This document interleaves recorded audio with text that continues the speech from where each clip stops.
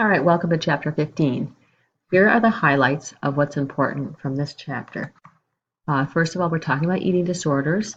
And one thing to think about is that we have these eating issues and body images that change. So we might have food not an issue to you. It's just like, I eat when I'm hungry. It doesn't affect how I feel or how I think. I just need to eat to keep going.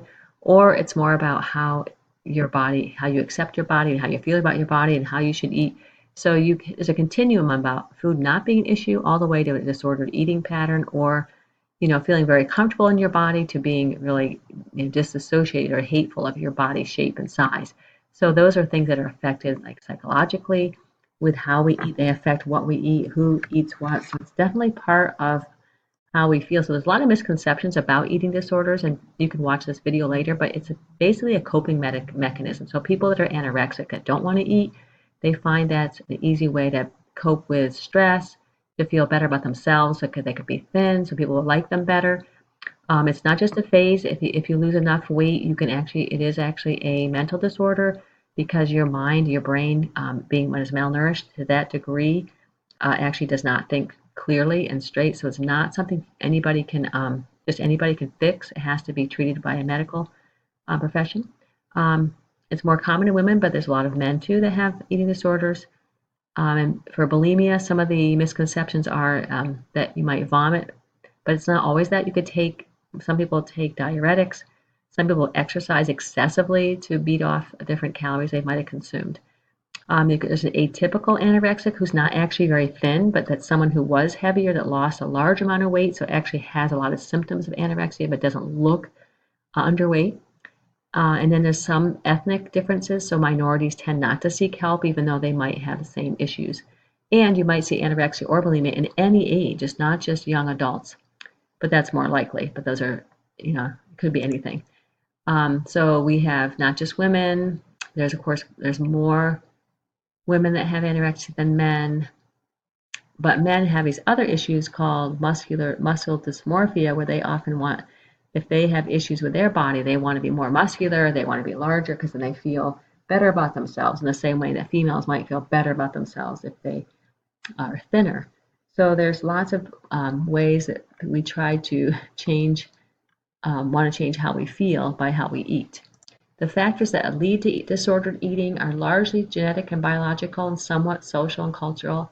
So we often think, oh, it's because of the media that people are trying to lose weight. And it does put a lot of pressure on people, but there's also genetic links. These are ways that people deal with coping mechanisms. Not having good ways of coping with or not knowing how to coping with your body. And also it has a lot to do with your family dynamics, how you grew up, how you were taught to think about yourself. So there's a lot of psychology involved with eating and eating disorders. Here's the family influences. So if a family has a lot of anxiety or compulsivity or other abnormal eating behaviors within the family, then kids pick up on that. So there's a lot of influence that way. Also, food is more than just nutrients, so could be a source of comfort. So if people have always given you a special treat every time you did something well, you might do that to yourself. Like if I took a quiz today, I'll go home and have a pizza. Or if I ran a mile, then I'm going to go out for an ice cream cone or whatever. We do a lot of what we do sometimes like to reward ourselves, which is fine, but that will affect how we look at food and how we treat food. So one of the first points then is anorexia. It's the first thing we look at, and just remember that this illness is something that is in the DSM, Diagnostic Statistical Manual, as a mental disorder. It leads to the most deaths in teenagers of any other mental disorder. So these are people that restrict their diet to such a point that they're unhealthily, really barely surviving. It's a starvation mode. It's marasmus. It's having too little calories. But because they have the intense fear of gaining weight and they're thinking their acceptance is better when they're thin, but a lot of times they become very difficult socially to deal with because they're so focused on how to not eat. They're trying to pressure themselves not to eat. They're not very happy people. It's hard for them, even though they want to be friends and want to be accepted by being thinner. Sometimes they're not easy to get along with. So because of this distortion, these feelings of being fat, denying food, it's a very difficult way to live. So here's the restriction. The criteria is restriction of energy intake, intense fear of gaining weight, and a disturbance in the way you think you look. So you look like in that picture, you think you look like this when actually you look like that. So your brain is not properly noting what you look like. The warning signs for anorexia, in case you're wondering if somebody around you or even you yourself had this, would just be often you're obsessive about something, obsessive about your hair or your makeup or your clothing, or even just your general behavior. As a student, your work academically, you could be obsessive about. You might have had an abusive experience or stress in your home, and that's one of your ways of coping. You have very rigid eating habits, things you won't touch, things you won't try. Eating very little calories, hiding food so you don't have to eat more than what you think you should eat, exercising in a large, much more than would be normal, preparing meals for people but not eating with them, and then withdrawing, a lot of withdrawal because you don't know how to handle people that are eating because you have to figure out what you're going to do. If they're eating, it's really awkward to be in that situation. A lot of depression and lack of periods because your fat levels are so low. So those are some symptoms you might see for people that might have anorexia. This is some of the impacts on the body, so it's very deleterious, as you could imagine, just starving yourself. Your brain is affected. You often have hypothyroidism. Your heart's affected. You could have sudden death from just having arrhythmias, not having enough fluids, not having enough calories. Your GI is affected. You have more constipation. Your whole gastric emptying slows. You can have bone and mineral problems because of just lack of nutrients. You might be unable to conceive because of lack of fat. Low muscle tissues. Body is using that for energy. That's the protein that's burning for energy. Because of dehydration, you could have renal failures. You could be anemic because of loss of iron and B vitamins. And your hair can become dry and your skin dry because of lack of fat. So these are things you might see in a person who's dramatically anorexic.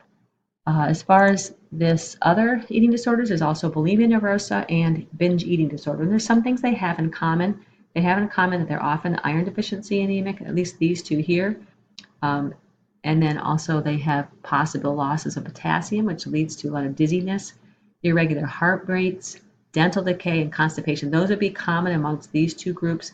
And then the sleep disturbances might be another thing that would be common between binge eating disorder because of the extra food and not being able to sleep well. And also a binge eater is often overweight, and that can lead to infertility as it can in both of these situations. So some things they have in common. Another thing to learn is the treatment for anorexia. As I mentioned, you really can't do it as a lay person, but a lay person can recommend that someone with an eating disorder see a professional. Sometimes you need to be hospitalized because of your lack of nutrition. There's clinics where you can live for several months to try to rework your calorie intake, cut back on your exercise so you actually gain weight. They're sometimes covered by insurance, but they're somewhat expensive. But sometimes between life and death, it's worth paying to help someone come back.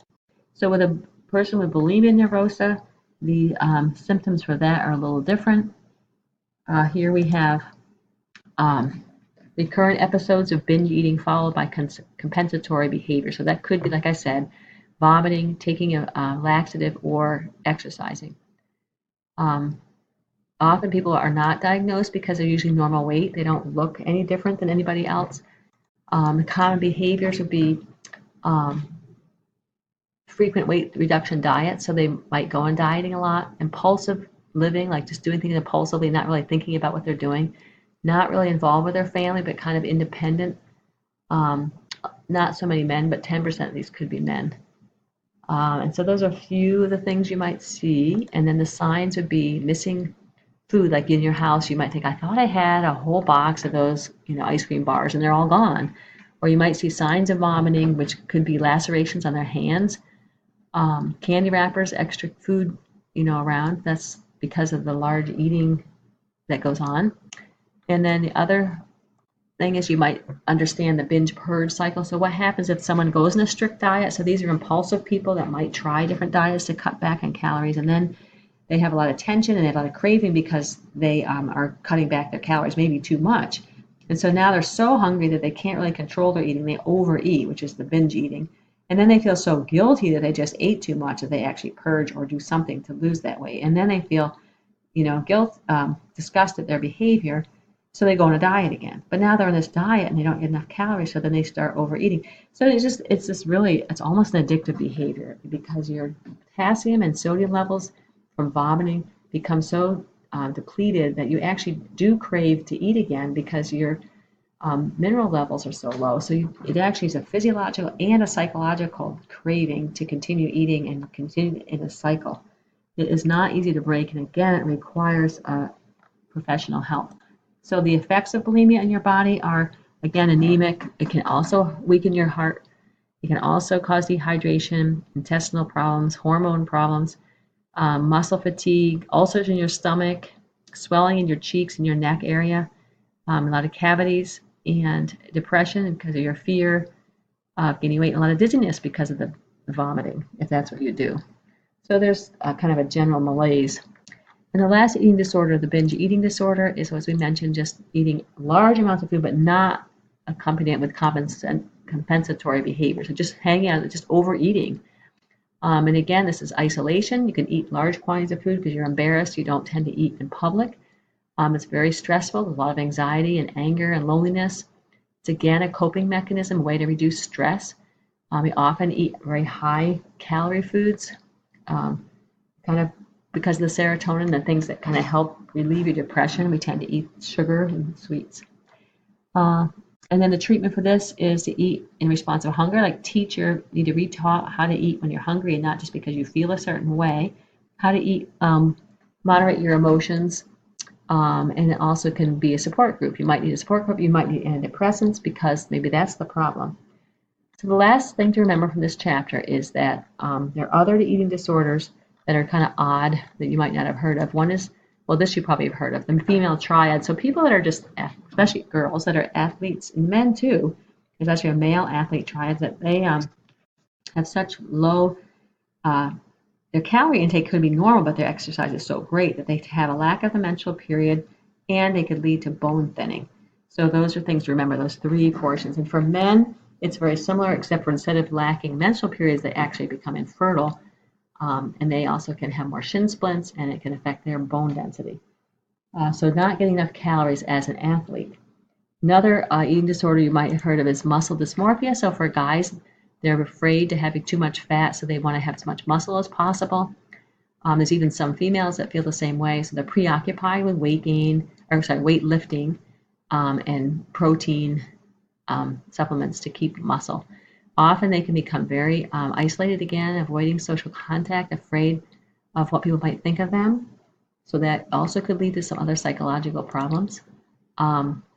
It's not classified as a mental disorder in the Diagnostic Statistical Manual, but it does have these issues you would see. Like they might even try medical prescriptions like steroids. They're always checking their muscles, have a low perception of how strong and how good they are. So that's just as much of a problem that guys and sometimes girls also have.